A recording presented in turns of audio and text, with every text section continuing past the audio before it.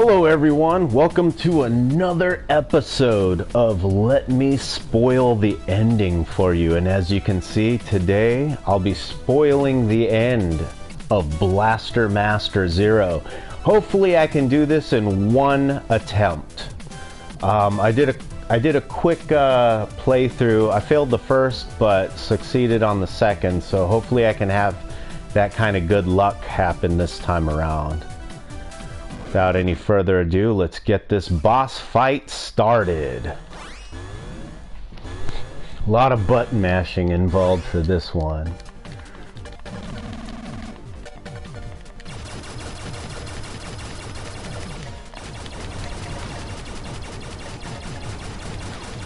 It's got a pretty easy pattern. I didn't avoid it that time, but hopefully that doesn't punish me in the phase 2 of the battle.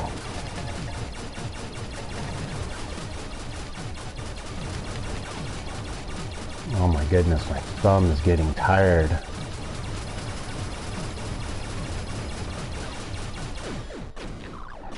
Whew. Alright, now for the hard part. This phase is really difficult. I'm not gonna lie.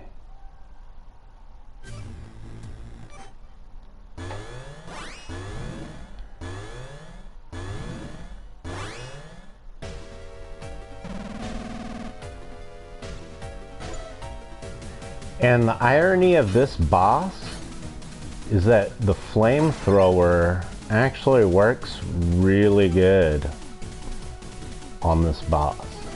So let's go for it.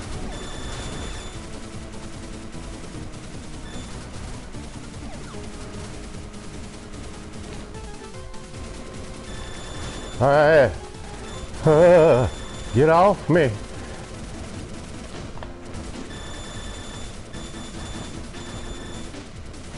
Stop spawning these things on top of me like that. No, not the drills. I'm fighting Mr. Driller's evil twin. Come on, turn, boy. You're screwing up my action. Damn it, Jason. Jason, come on, man. Yeah, because you need it for that. Those fireball thingies. Oh, yeah. Get them good. This phase is kind of hard. Yeah, smoky dokey. He's almost down. With the sickness, maybe. Gotcha! And that, folks, is me spoiling the end for you, because here it comes. Unfortunately, I kind of got the... I didn't do all the bosses, I guess. I missed a couple, because I know there's a couple power-ups I didn't quite get. But, yeah, here it is. Here's the... It's not really a bad ending, it's just like the mediocre ending. The good ending, though, you see a little bit something different in the storyline before you get to this point. Because see how she looks normal. I guess for the good ending, she's infected with something. And I don't know if I would consider that the good ending, because as you'll see, it eventually ends up her getting infected ends up happening anyway.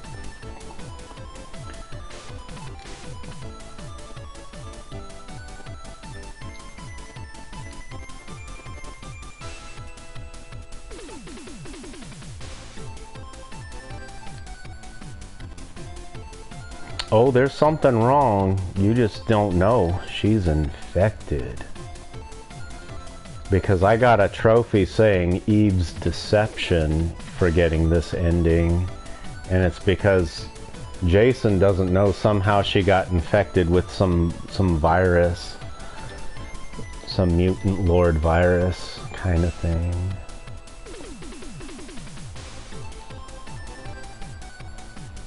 But if you, I believe if you fight all the bosses, you do see that end up happening. But again, I ended up missing a couple items. One I couldn't get to, and then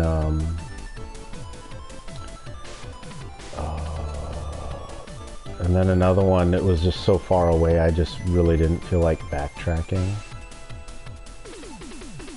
I might actually just reload the save and then exit out and try to get all that stuff, and then maybe do another let me spoil the ending for you, but with the good ending, I guess. And obviously there's a lot of stuff I didn't do right because I'm only at 58% in the trophies.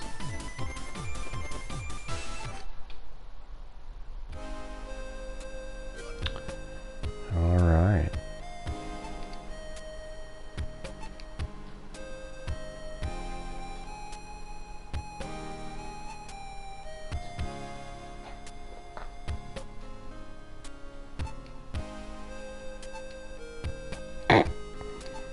Whole lot of dots.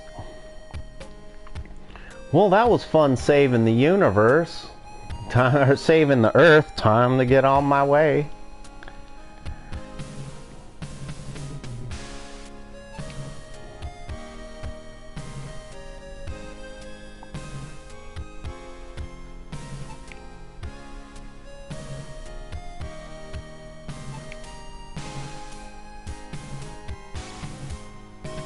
It's her mission and her decision.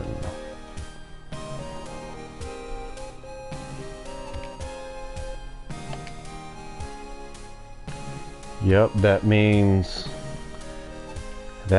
with her gone, no human on android romance. There will be none of this cross-species romance going on, not for this game, or at least this iteration. I've actually watched playthroughs of the other two, and I saw what happens in the game. It kind of leaves it open for a fourth, actually. And I was gonna immediately buy the sequel, the Blaster Master Zero 2, but the sale ended, and so it's back to normal pricing, which is a bummer, because I was looking at this game here and it's back at $9.99. When I purchased it, it was on sale for $4.99, and I'm regretting that I didn't buy the second game, but yeah, while it was on sale. But I didn't know the price would shoot back up. And also, the reason why I didn't buy it was because I didn't think I'd like this game, to be honest. I thought that this was just going to be a mediocre remake, and that I would probably play like a couple hours of it and then just get bored of it and never pick it up again, like a few other games I've bought. And I mean, some of them didn't even make it to the couple hour mark. Some of them just didn't even get past 20 minutes of playing, where I deemed it just pure garbage and stopped playing. So this one made it passed the test of time. Not only that, but I streamed it from my blind gameplay review, because I'd never played this remake before. And then I just casual gameplay continued right off of where I left off from the review. So essentially every one of these streams of this game, I have not played off stream, except for a little bit of the last stream, because I might have said I might have dropped a couple F-bombs.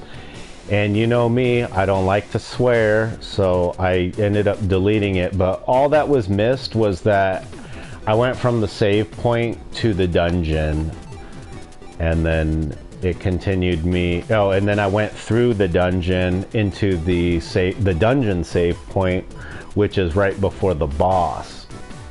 So I mean, that's all the audience, i.e. you folks watching, missed out on, and you didn't really miss much. I'll be honest with you, there's not much that was missed. And I'm gonna let these credits roll, because again, I firmly believe that these folks put a lot of work into this game, and they did a great job. They deserve a round of applause. Good job, guys. Good job. Like this was a great game. This in my opinion 10 out of 10, especially at the $4.99 price point. I mean, even at $9.99, this is worth its weight in PlayStation dollars. So yeah, I definitely recommend this game, especially if you're into, especially if you liked the NES version, or if you like, I don't know, I can't quite consider this a Metroidvania, but it has a lot of aspects very similar to Metroidvanias.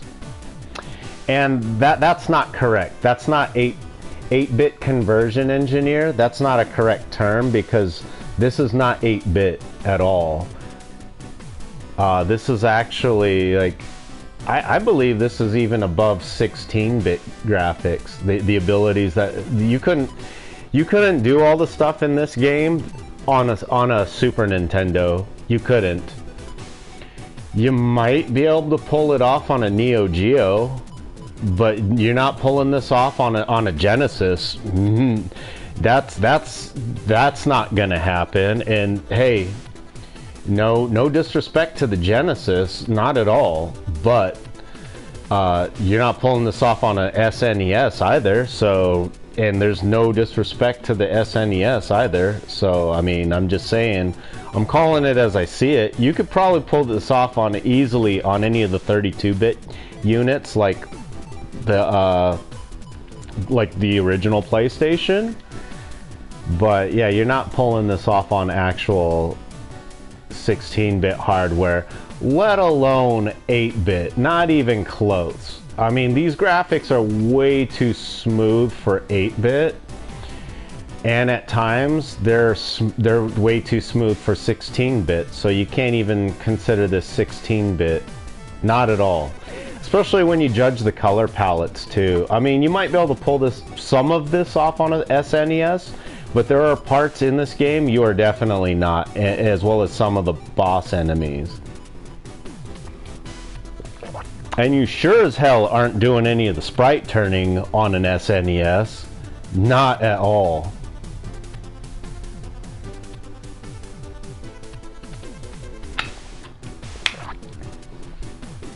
Well, yeah, these folks, they did a great job and deserve to have their names seen. So, yes. That's why I let the credits roll. And then there's there's some post-credit blah blah blah stuff, and you'll see what I'm talking about when I say Eve is infected.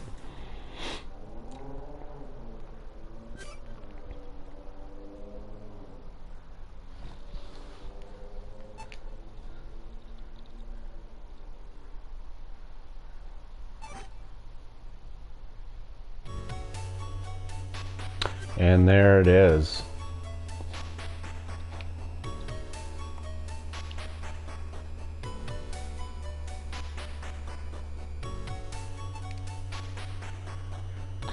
But this is all necessary to segue into the second game, because I believe in the second game you get a different metal, you definitely get a different metal attacker to drive. And I don't think it's a Sophia named unit either. It's not Sophia the Fourth. And some of the dynamics of that metal attacker are very different from the Sophia the Third. But what I've seen of that gameplay, it looked really cool, but it looked a lot more difficult. And it probably looks a lot more difficult because I probably had an easier time with this game because I'm familiar with the I'm familiar with the NES original, and a lot of this borrowed from that. So it was almost like it's definitely not like playing a new game. It was very familiar playing this game. It just, had new aspects to it, new dynamics added it. It's probably it's like the difference between playing Street Fighter 2 and then playing Street Fighter Alpha. It's like those kind of differences. Like there's a big difference in power dynamics as well as new move sets added in kind of thing. Well, there's new weaponries added into this as well as new levels and whatnot.